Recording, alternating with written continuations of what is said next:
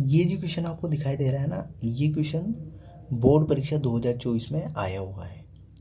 ठीक है, कक्षा 10 की जो बोर्ड परीक्षा 2024 हुई थी उसमें गणित के पेपर में क्वेश्चन आया हुआ है और इम्पोर्टेंट क्वेश्चन है, अच्छा क्वेश्चन। ठीक है, देखो बहुत सारे बच्चे इस क्वेश्चन को कर नहीं पाए होंगे, तो मैं बताता हूँ इसको किस तरीके से करना था। ठीक है, तो देखो क्वेश्चन है अपना, प्रथम 11 पूर्ण संख्याओं का माध्य होगा। ठीक है, अपने को प्रथम 11 पूर्ण संख्याओं का माध्य बताना है कि माध्य क्या होता है। तो देखो माध्य क्या होता है, सभी संख्याओं को जोड़ लो और जितनी भी संख्या है उसका भाग दे लो तो अपने को माध्य मिल जाता है। तो सबसे पहले तो अपने को प्रथम 11 पूर्ण संख्याएं पता होनी चाहिए। अब सबसे पहले तो अपने को पता होना चाहिए कि पूर्ण संख्या क्या होती है। तो देखो यहाँ पे मैं 3 परिभाषा मतलब बताऊंगा आपको कि पूर्ण संख्या क्या होती है ना। तो देखो सबसे पहले अपनी प्राकृत संख्या, प्राकृत संख्या, दूसरी होती है पूर्ण संख्या और तीसरी जो होती है पूर्णांक संख्या।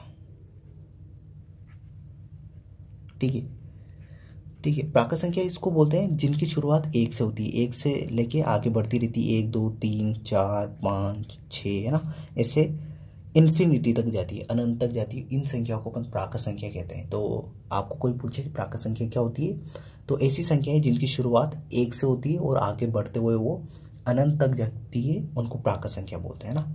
अब पूर्ण संख्या क्या होती है, ऐसी संख्या जिनकी शुरुआत 0 से होती है, 0 1 2 3 और आगे अनंत तक जाती है, तो उनको क्या बोलते हैं अपन, पूर्ण संख्या।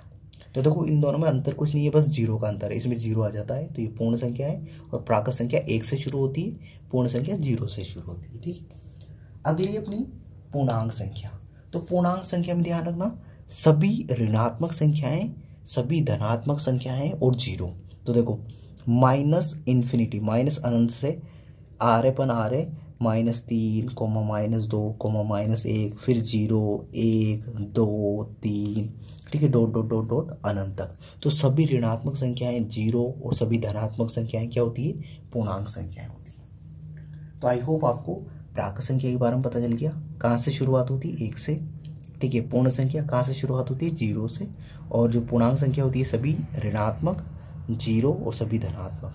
अब देखो क्वेश्चन में अपने को क्या बोला गया है, प्रथम 11 पूर्ण संख्या है। तो देखो 11 ले लो, पूर्ण संख्या की शुरुआत कहाँ से होती है, 0 से।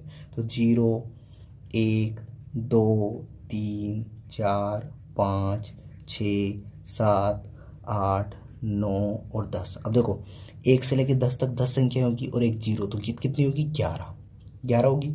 अब देखो माध्य कैसे निकालते हैं, ये अपनों ने 11 क्या लिख लिया अपनों ने, पूर्ण संख्या है, पूर्ण संख्या है। अब अपनों को इसका माध्य निकालना है। तो माध्य कैसे निकालते हैं, सभी संख्याओं को जोड़ लो और जितनी संख्या है उसका भाग दे लो। तो देखो करते अपन,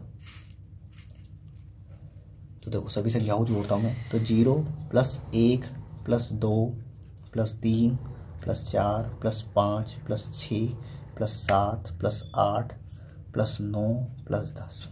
ठीक है, अब देखो बटे कितनी संख्या को भाग दूंगा, 11, क्योंकि टोटल कितनी संख्या है, 11। माध्य कैसे निकालते हैं, जितनी भी संख्या है सभी को जोड़ लो और कितनी संख्या है उसका भाग दे लो। ठीक है, अब देखो 0 में 10 जोड़ूंगा तो 10, 1 में 9 जोड़े तो 10 हो गया ना। देखो इस 1 और 9 को जोड़ा तो भी 10 हो गए। ठीक है, 2 और 8 को जोड़ा तो भी 10 हो गए, 3 और 7 को जोड़ा तो भी 10 हो गए, 4 और 6 को जोड़ा तो भी 10 हो गए। तो 10 कितने हो गए, देखो 10 20 30 40 50 और 5 55। इन सभी को जोड़ेंगे तो कितने हो जाएंगे, ये 55। आप जोड़ के देख लेना, जिसे भी आपको जोड़ना आता है, मैंने आपको बता दिया कैसे जोड़ा है मैंने। तो ये होगी टोटल 55। अब 55 में अपन को किसका भाग देना है, 11 का। तो कितना आ जाएगा, 11 × 5 = 55, 5 आ जाएगा। तो इसका राइट आंसर क्या हो जाएगा, 5। ठीक है, देखो इन सभी को जोड़ा अपनों ने, 10 20 30 40 50 और 5 55। तो 55 में 11 का भाग दिया तो कितना आ गया, 5। तो इसका राइट आंसर क्या हो गया अपना, ऑप्शन नंबर बी। देखो ऑप्शन नंबर क्या हो जाएगा अपना, बी। तो 11 पूर्ण संख्याओं का माध्य क्या हो गया अपना, 5। तो आई होप ये जो क्वेश्चन है आपको पूरा अच्छे से समझ में आ गया होगा, ये वीडियो आपको पसंद आया होगा। इस वीडियो के लिए इतना ही, अगले वीडियो में अगले क्वेश्चन के साथ मिलते हैं। Thank you, bye.